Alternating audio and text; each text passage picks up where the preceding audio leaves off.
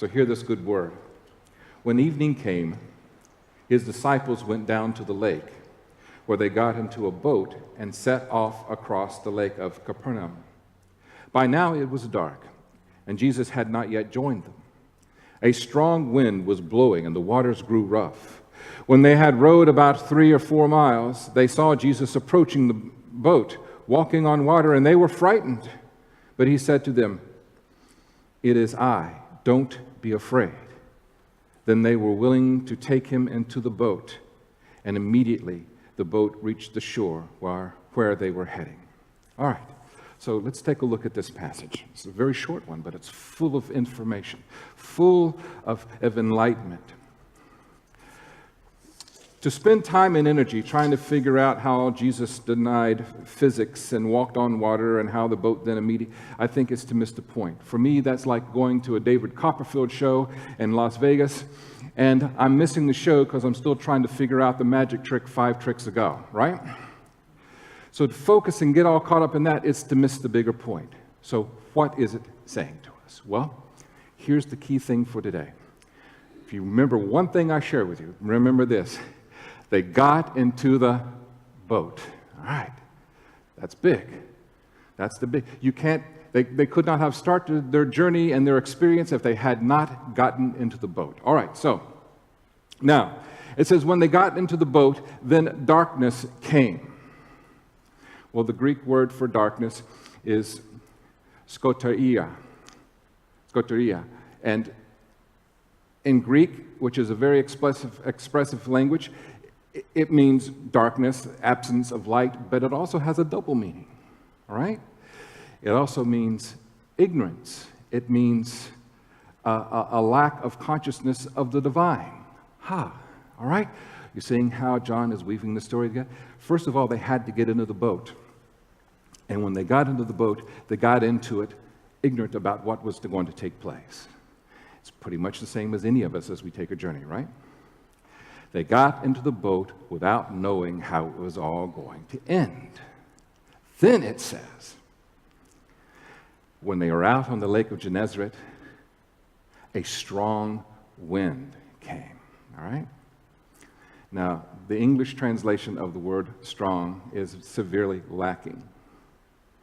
It was a wind from the 4 corners of the earth. All right, for those of you from New England, when you have a high-pressure system doing this, then you have a low-pressure system doing this off the coast, and what it's doing is it's funneling all the wind in the air right on shore. You call that a what? Nor'easter. All right, you're familiar with that. And would you say that's a little more than just a strong wind? They're almost hurricane-strength winds. All right, so imagine that you were living on a place and you were on the boat, a little boat in this lake, and you had a high pressure here and a low pressure here and another low pressure here and a high pressure there, and it was all funneling wind from the 4 corners. You are in something that's stronger than a strong wind. You are in a tempest. You are in a place of great peril. All right? So the storm was raging, and then it said that the waves started to rise, and the water started churning. Once again, Greek is a very expressive word. So, when it talks about the water coming up, it's a Greek word which not only means agitation, but it's a Greek word that is used in literature to create a rise in oneself, to wake one from sleep. Are you getting the picture now of what John might be trying to teach us? The disciples, first of all, got into the boat without knowing what was going to happen. Once they started on their journey, they found themselves in a raging tempest, and the waters were rising and the waves were rising, which means now they're fully awake, right? It stirred something in them as well. The passage also says that Jesus had not yet joined them. So look at the story. They get into the boat. Jesus is not there. Somehow they're still ignorant about the presence of the divine in their life and in their soul and in their psyche, right? They're in a boat, they meet the storm, they see the raging waves, and they're all in it together. Now, as they're getting close to their destination, the story tells us that Jesus appeared to them, and he walked toward them. Notice when Jesus appears on the scene of the story.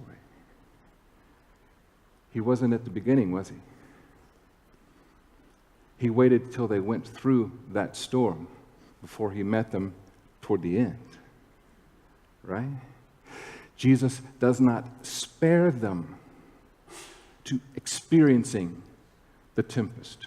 Jesus does not spare them all the emotions and the things that were rising and their awakening.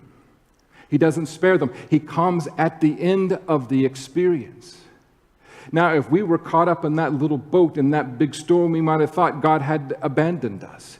And this is a very common theme in our scriptures. And I remember one of the first things I learned in seminary, and that was studying the Psalms, was a thought of, or belief of, the absence of the present God. So you have people writing, God, where are you? My enemies are overtaken. You have all these psalms of lament, and it seems that God has disappeared. Even Jesus on the cross said what? My Father, why have you what? Abandoned me. So when we are caught up in the height of the tempest of life, when we're caught up in the storms, when we are fully awake, when we see everything going on around us, it may feel like God has abandoned us. But it's not true. Just like Miss Heather shared this morning. It's a constant. God loves us and God is with us. But it was important for us to experience the storm. Jesus comes at the end of the story. And when he sees his disciples, what does he say to them? Don't be afraid. Don't be afraid. The word afraid in the Greek comes from the word phobia. All right? So, it's one thing to see a spider and get a little freaked out about it. But if you have a phobia about spiders, that's a whole different set of fear, is it not? You might have a little hesitation to get on an airplane, but if you have a fear of flying and you find yourself on a plane, that's a whole different experience. Yeah, so the word here, these disciples were scared out of their wits' end. We're talking about a level of fear that just off the charts.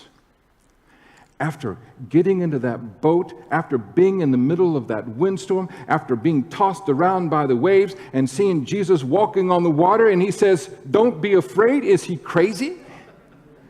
Seriously. Why in the world would Jesus say something like that at a time like that? When we find ourselves in our life experiences, and we find we're caught up in the storms of life, and it seems we're being thrown here, there, everywhere. We don't see north, south, east, or west. We don't no longer know what up and down is. We're just trying to survive the moment. Sometimes in our Western culture, we see that as a punitive thing, right? Why in the world did I get in that damn boat in the first place, right? I knew I should have stayed on shore. Why is it that Jesus is telling his disciples, don't be afraid? When we are caught up in phobia, fear, we're trying to survive. We're trying to keep our nose above water. We're just trying to get through the situation. And when we are in a state where we're almost paralyzed by our fear, then we cannot explore the deeper meanings of the experience we're in. A part of living on this earth is encountering incredible storms. That's the gig. It's amazing how hard we work to avoid them, how hard we try to keep our children from experiencing them, but a part of our life on this planet is experiencing the storms, being in the middle of the storm, and then hopefully learning from it. And if we can somehow keep our wits about us when we're in the middle, if we can somehow know without knowing how, but know deep within ourselves, we're going to get through the storm like we have all the other ones, right? That what we can then do is to focus, what is the lesson here for me? The storms of life and the waves that rise are not punitive. They're not the results of you making a stupid decision or if somehow you took the risk. Whenever we find ourselves in these situations, if we could have the wits about us, and that's the seed that I'm planting in you now, the wits about us, that as the storm is raging, to calm ourselves down in the midst of all the chaos and say, what is the lesson for me here? Where is this taking me? It's not going to kill me. I'm going to survive it. What am I to learn from it? And it's when we are calm, we can then see. Right? One of the things that life has taught me profoundly is that when I would be in a state of panic, I would make a desperate decision to get out of the panic, because the panic is scary. It felt like it was going to kill me, even though it didn't. And what I discovered from that is desperate decisions create desperate results.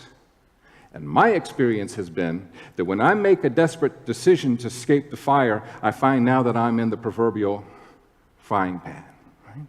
In fact, the situation may even be worse because I did not allow myself to be calm and to see the story and the experience play out. Don't be afraid.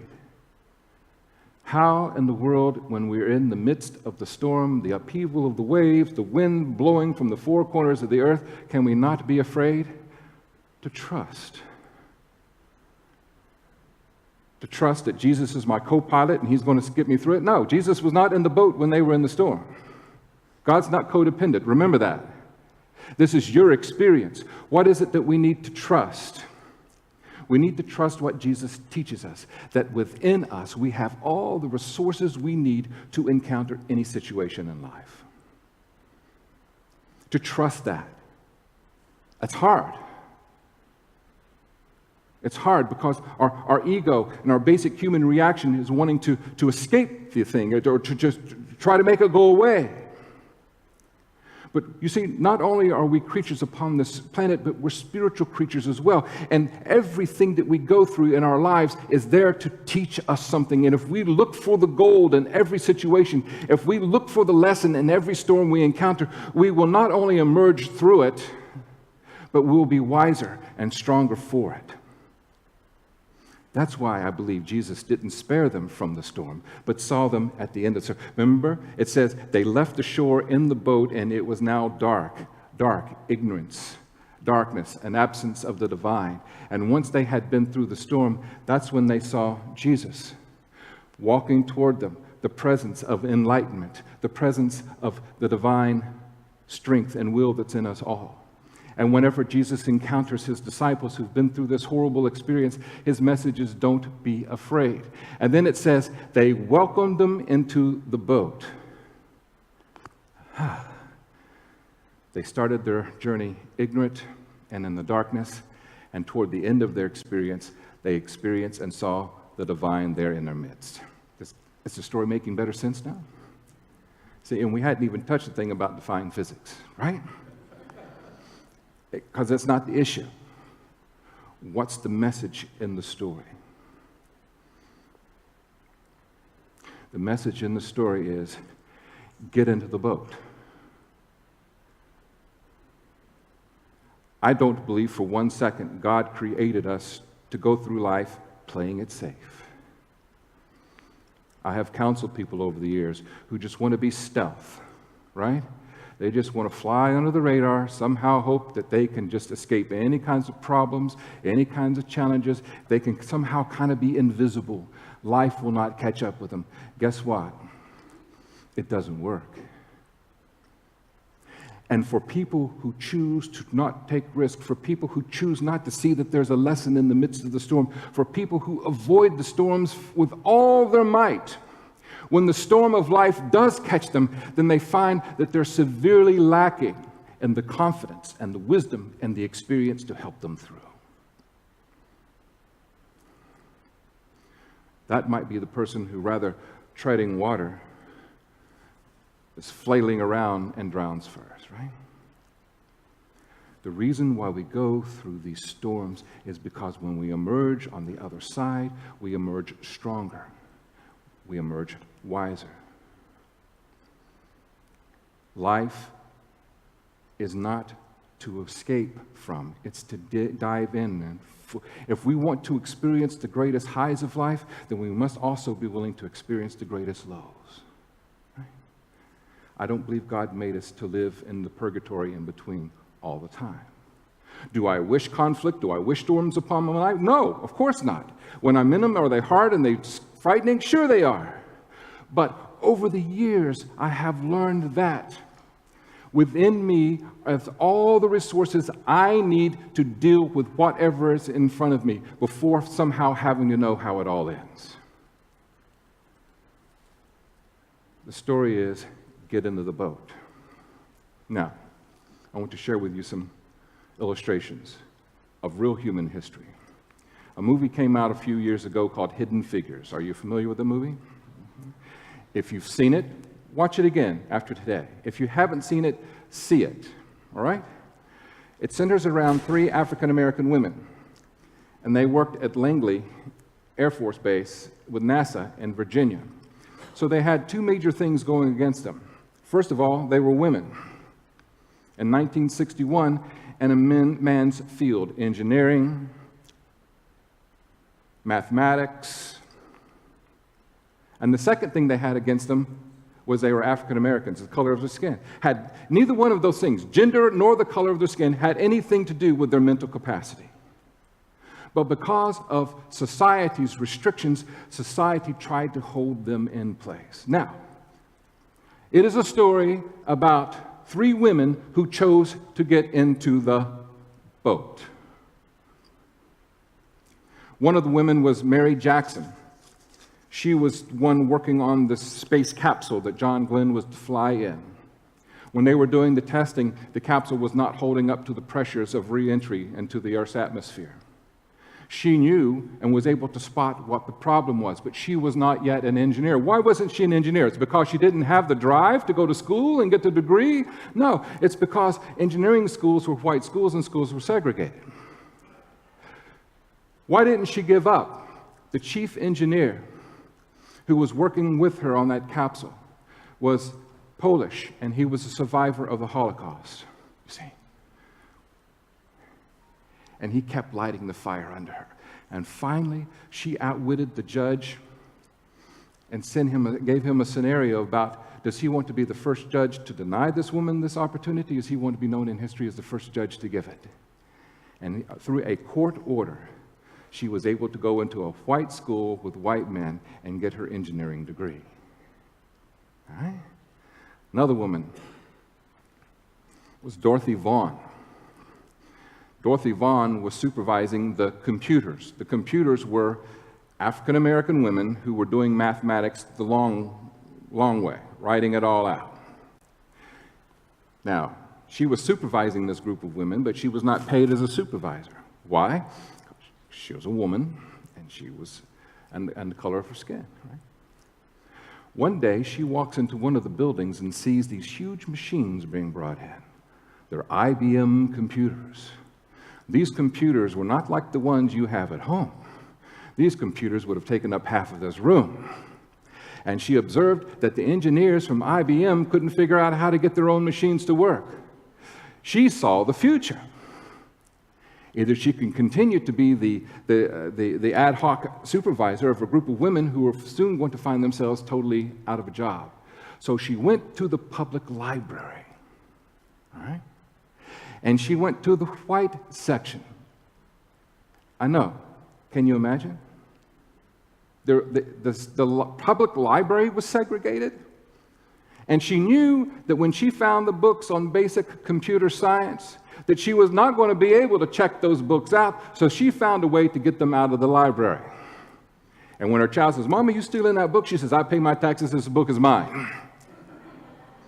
She took the risk. She got into the boat. She taught herself.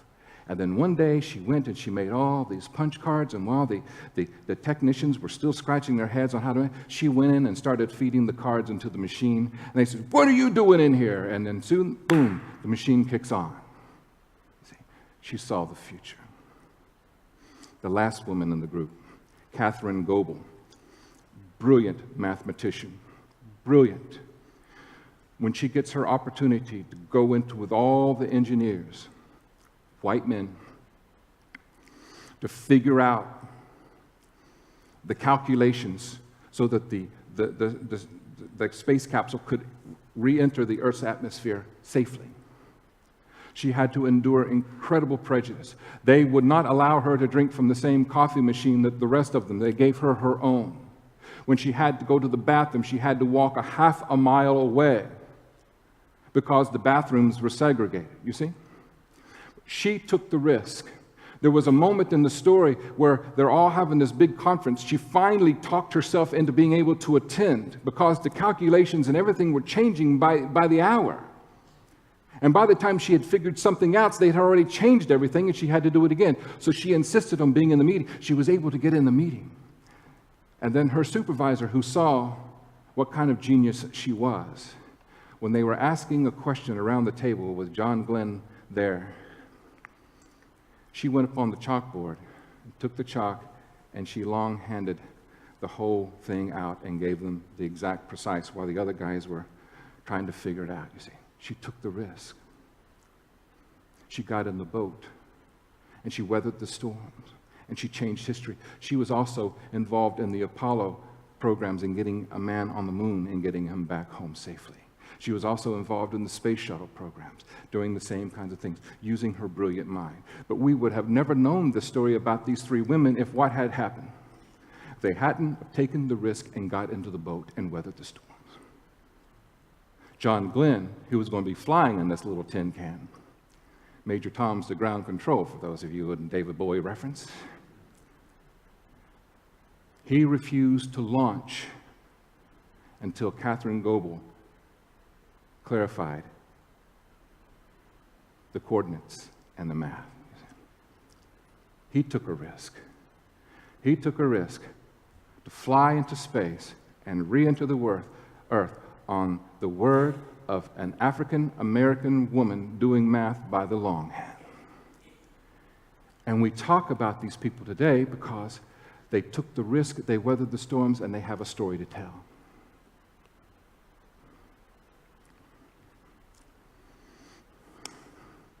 Get in the boat. How's it going to work out? I don't know. Get in the boat. Well, are we going to encounter conflict along the way? Probably. Get in the boat. 2003, the Windermere Union Church decided it needed to leave its original location in the town of Windermere in a building and a facility that the total square feet of this building was more than a chapel, office areas, and preschool rooms. Just this building alone. And I remember very distinctly as we started moving toward this, I had to make a decision. Do I want to pastor this lovely little congregation in this lovely little building? And I could become the chaplain of the Windermere Union Church, and I could spend the rest of my tenure in this place and cruise through. And I don't think anybody would have judged me harshly about it. I think so. Or can I be a part of a group of leaders in our congregation to take on a new journey? Now, when we did our capital campaign and when we got the financing and we were ready to start building, I don't know, it was like 2004, 2005, if we had known then that about 100 people from our congregation would not make the transition and come with us, if we had known then that construction was severely inflated and that it took 9 months to get a 3 months worth of permits, and that each month we delayed, it cost us $100,000. We sold 5, if we'd known we were going to have to sell 5 acres of the 12 acres we purchased to help offset the cost and still incur another $600,000, would we have taken the risk? If we had known that in 2008, the economy would go bust and it affected our congregation and our church as badly as it did any other. When people have a choice of giving to the church or paying their mortgage, what are you going to do? Right? If we had known that we were going to struggle financially for years, would we have gotten into that boat? I'm guessing we didn't. But we did. We took the risk. For many of you, this is the only Windermere Union Church you know. I've spent more than half of my tenure here in this building. And now we're seeing the financial fruits 12 years later. But we always had 4 to 6 weeks of money in the bank. I mean, that's it, total. If we had known all of that before we got into that boat, would we have done it? You see? We weathered the storm. We used great leadership. We used imagination. We had fortunate to get a church that for 3 years paid us $1,000 a month to rent our space. You see, it worked out. But do we have some sleepless nights? You bet. But we did it, you see. And because of what we are and who we are here, we have had a greater influence and impact on our community and the world around us than we did at the other place. And our preschool is more than twice the size it used to be, which means we are able to nurture that many more souls. Rather than 97 children, we have over 200 children. You see, we got in the boat, we took the risk. And if I had not been through all of those experiences, before I got here, while I was here, going through that process, when it came time to do this, I probably would not have done it. Believe it or not, doing this statue is one of the scariest things I've ever undertaken. Because think about it, we can take risks quietly, right? You can take, your spouse knows, maybe your children, maybe your best friend knows, but if it doesn't work out, it's not like it's a public thing, right? If this had not worked out, I was going to be severely embarrassed. I got into the boat. Did I know I was getting into? Absolutely not. I thought I could do it in 2 months. It took me a year and a half. Had no idea. It called me beyond my skill level, beyond a level that I had ever known. But I was in the boat. I weathered the storm. I prayed that the storm would go away, but I weathered. And from that experience, from knowing the storm, knowing somehow I would get through it, knowing something within me, not knowing how, but I knew that I would. It allowed me to pause and to learn so much from the experience, you see. I'm wiser and I'm stronger today because of that experience, because of this experience, because of all the experiences I've ever had. When we encounter the storms of life, rather than being afraid of them, rather lamenting that somehow we have bad luck, rather than going, embrace the storm, because the storm may be a gift from God. The storm is something that Jesus is allowing you to experience before he crawls into the boat with you, you see. Embrace the storm. Learn from the storms and have a confidence about you that you can weather anything that the storm brings. And if you find yourself angry that you're in the storm, shake your fist at God. Go ahead. God can handle it. You won't be the first, nor will you be the last. But the key thing is when we see the boat on the shore and darkness has fallen upon us because we have no idea how this is going to work out, the key is that we do what? Get in the boat. The key is we get in the boat. Take the risk. Launch into the unknown. And don't be, okay. I'm afraid some of you didn't get the point. Take the risk. Launch into the unknown. And don't be, yeah. because God is with you every step of the way. Thus ends the lesson. Let us pray.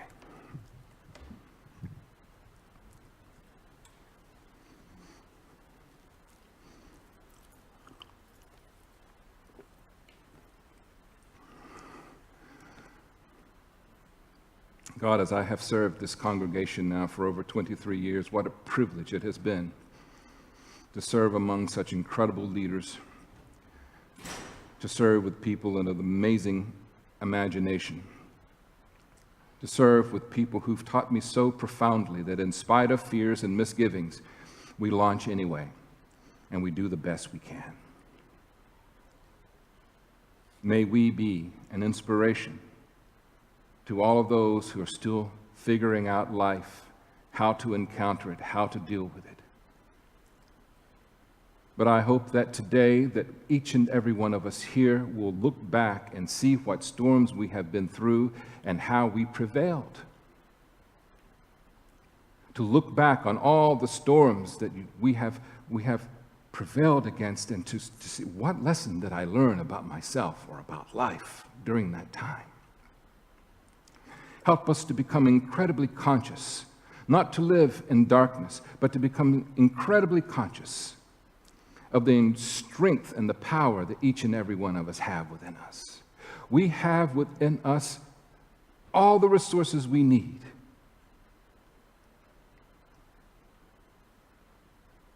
to deal with anything life brings our way. Thank you for that, God. But we know that we'll only know this reality is when we have to dig deep and discover those gifts and those powers. Help us to see that we're powerful beyond measure,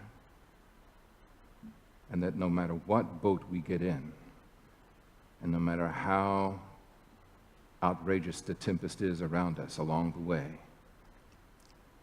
we will arrive on the other side. We will be stronger, we will be wiser, we will be more confident, and then we can become teachers to teach those who come behind us. Thank you for your love. Thank you for the storms. Thank you for the waves that arise within us and awaken us. Thank you for the fact that you get in the boat with us as we become enlightened. Thank you for this beautiful community of faith.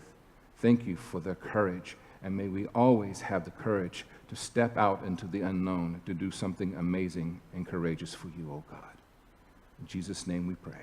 Amen.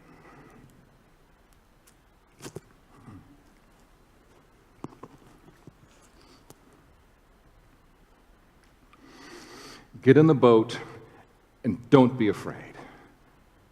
Get in the boat. Thus ends the lesson. Go with peace and purpose. Amen.